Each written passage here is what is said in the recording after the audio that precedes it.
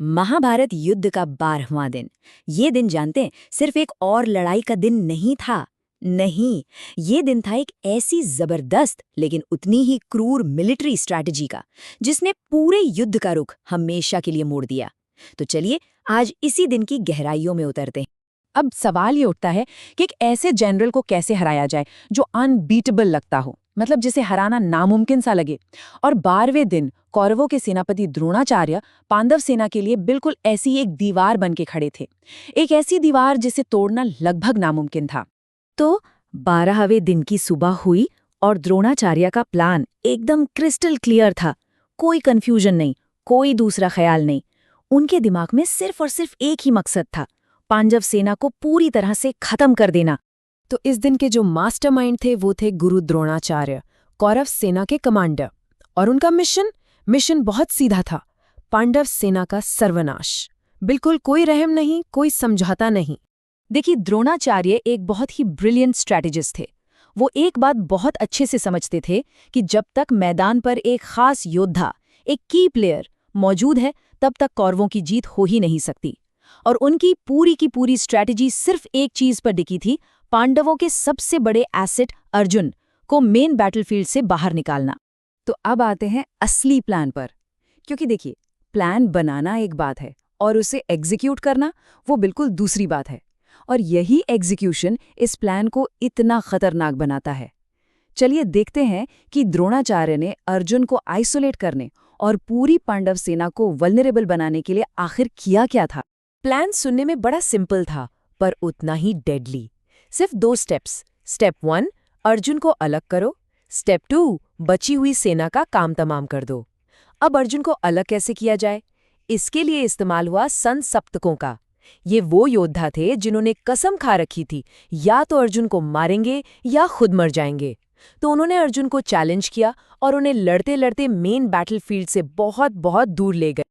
और बस जैसे ही अर्जुन और कृष्ण मेन वॉर जोन से हटे, समझिए पासा ही पलट गया।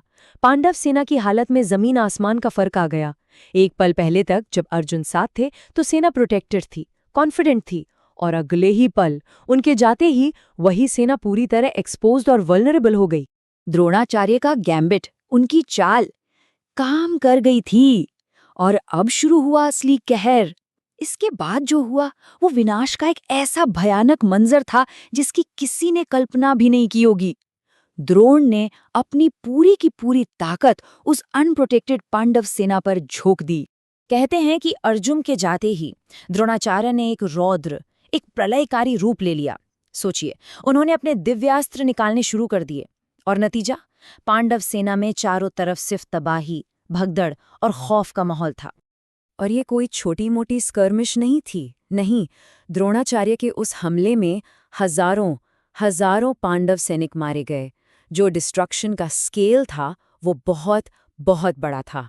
सिर्फ सैनिक ही नहीं, इस दिन कई बड़े बड़े नाम भी गिरे, कई कमांडर मारे गए। लेकिन सबसे बड़ा झटका था राजा द्रुपद का पतन, जो द्रोणाचार्य के पुराने राइवल भी थे। तो उनकी मौत सिर्फ एक स्ट्रेटेजिक लॉस नहीं था, ये द्रोण के लिए एक पर्सनल विक्ट्री भी थी और पांडवों के लिए एक बहुत बड़ी हार। तो अब सवाल ये था कि क्या कोई द्रोण को रोक सकता था?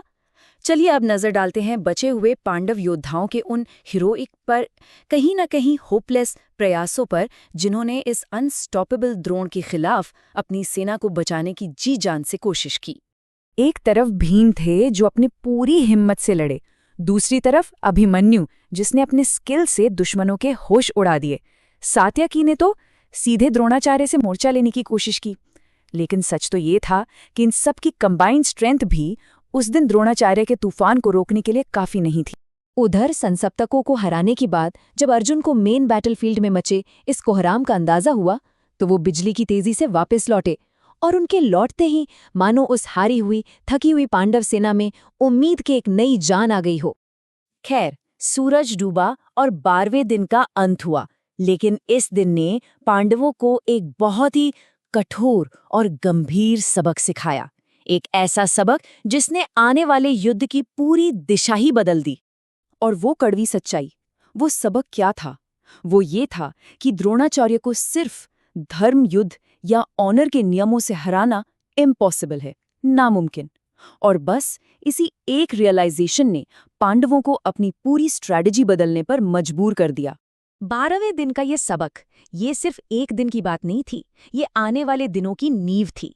इसी रियलाइजेशन की वजह से 13वें दिन अभिमन्यु के लिए वो चक्रव्यूह बना, और आगे चलकर इसी सोच ने उस अश्वत्थामा वाले धोखे का रास्ता खोला, जिसने आखिरकार द्रोण का अंत किया। तो आखिर में ये पूरा किस्सा हमें एक बड़े सवाल के साथ छोड़ जाता है कि जब ऑनर, जब नियम, जब धर्म सब फेल हो जाएं, तो फिर अगला कदम क्या होता है? युद्ध में मॉरल कॉम्प्रोमाइजेस की, नैतिकता की आखिर क्या सीमा है?